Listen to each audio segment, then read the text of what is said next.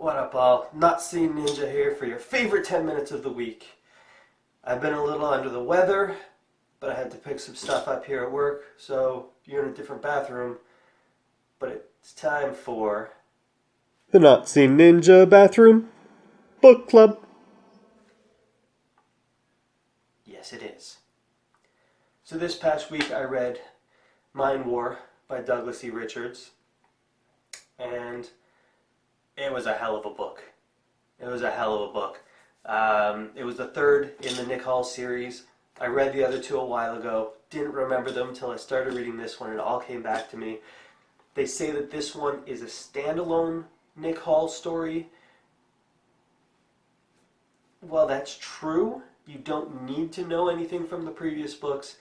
It definitely helped having the background story on who all these characters are when they just pop up, or why certain things are happening a certain way, why there's 10,000 brain chips just out there. The previous stories definitely help enlighten you on what's going on.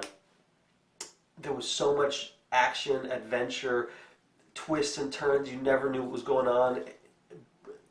Mind reader versus mind reader.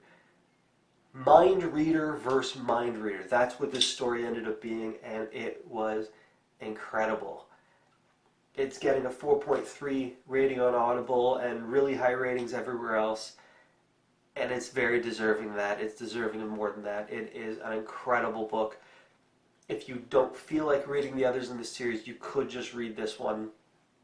This one has enough action and adventure that you won't leave dissatisfied. There's a reason it's a New York Times bestseller.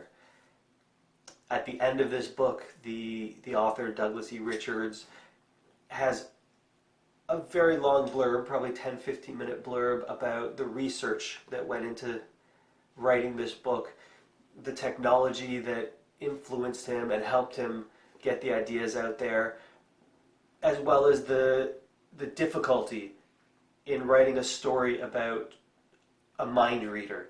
Nonetheless, a mind reader in the room with another mind reader, some of which can be seen, some of which can't. Depends on the version of the technology. He goes into a very in-depth description on the technology in the book, which I found very enlightening, which I found very fun to listen to as well. I listen to a lot of tech podcasts and stuff like that, and this was in that same line from the author of a book. Very interesting stuff. I definitely recommend this one. I know I recommend a lot of books, but this is another one, Mind War by Douglas E. Richards. I can't say enough good about this book. The character development, a lot of it happens in the previous books, which is why I recommend reading those first. But to the new characters, there's a lot of character development going on. You keep learning more and more about them, learning more depths, more inside their heads, even before we get to the mind reading of them. And it is something special. I definitely recommend this one. And what am I reading this week? When I Can Breathe. That's Mind War. The Collapsing Empire, The Interdependency. And this one is written by John Scalzi, which I've read a few of his books already. The Red Shirts. He has one, I forget what it's called off the top of my head for some reason, about an alien that comes to Earth and just wants to be a celebrity, but he can't because he looks like a weird octopusy thing. So he's looking for an agent to try and get him out there. It's very funny. All of his books have been superbly funny. I recommend him. This particular one is narrated by Will Wheaton, who a lot of us will know from Star Trek The Next Generation as Wesley Crusher, and some of you will know from The Big Bang Theory as Will Wheaton. They team up a lot, and it's really good. I'm going to read you through my nasally voice because that makes it sexier. The publisher's summary. Our universe is ruled by physics, and faster than light travel is not possible. until the discovery of the flow, an extra-dimensional field we can access at certain points in space-time that transports us to other worlds around other stars. Humanity flows away from Earth into space and in time forgets our home world and creates a new empire, the interdependency, whose ethos requires that no one human outpost can survive without the others. It's a hedge against interstellar war and a system of control for the rulers of the empire.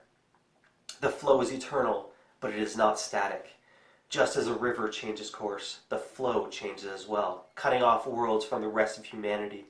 When it's discovered that the flow is moving, possibly cutting off all human worlds from faster-than-light travel forever, 3 individuals, a scientist, a starship captain, and the empress of the interdependency, are in a race against time to discover what, if anything, can be salvaged from an interstellar empire on the brink of collapse.